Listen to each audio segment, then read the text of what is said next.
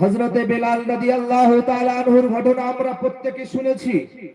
হযরতে বেলাল রাদিয়াল্লাহু তাআলা আনহু একজন গায়ের মুসলিমের কাছে তিনি গোলামি খাটতেন, কিন্তু যখন তিনি এ দিন কবুল করেছিলেন, ইসলাম ধর্ম যখন কবুল করেছিলেন, তখন হযরতে বেলাল রাদিয়াল্লাহু তাআলা আনহুকে